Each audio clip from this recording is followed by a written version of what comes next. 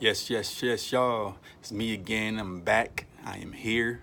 This is Cleveland's thoughts, Cleveland's hour, Cleveland's whatever. But yeah, I wanted to talk about cancel culture.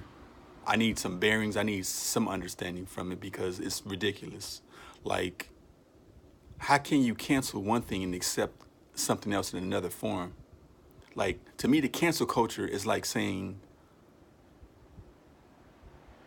I'm done with this certain thing based off of what just happened, not what developed, not what the end results are.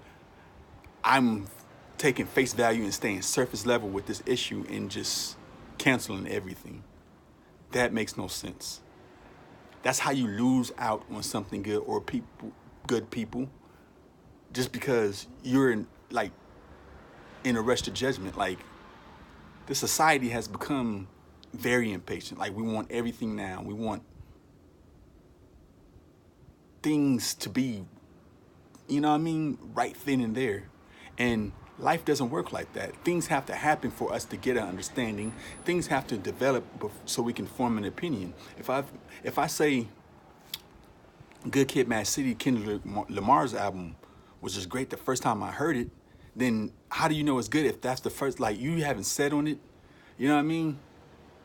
Or let's say, like, I can go somewhere else with that. Like, I feel like I'm drifting off on a sail somewhere to some desert island.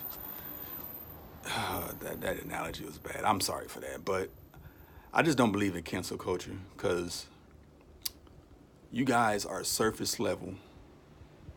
Like, all of this bad shit in your life, and you worried about the wrong things. Some of you people need to cancel yourself. You know, you fake woke people, cancel yourself. Like my cousin Monique, what is really woke? Like, she had me thinking about that. Like, people really aren't woke. People still, like, to me, people still are asleep. Because if I put out a report on a certain celebrity or a certain leader, a prominent leader who is gaining bearings, who's steaming, and those accusations turn out not to be true, how are we going to know if we already canceled them? We're just, in our heads, they're done. You know what I mean? It's like, you got to be careful what you canceling. Like, do your research before you fully decide to cancel. Like, people cancel Kanye West and didn't really fully grasp. They just heard the words that he said. They didn't hear the reason why he said them. They didn't understand what he was trying to say. You know, they just see his craziness and his self-esteem issues and his high self-esteem, his high I can't get the word out, but just cancel him. You know, I'm not gonna lie, I haven't canceled him, but his music is just doesn't hold the same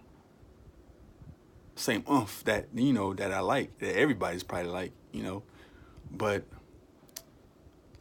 I don't understand it.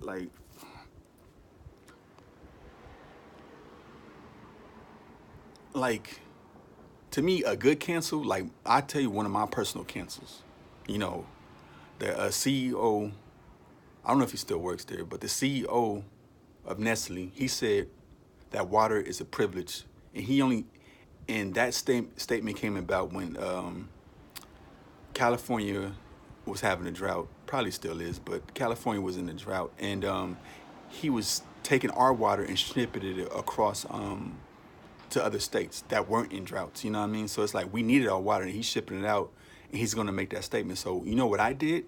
I canceled everything that company makes. You know what I mean?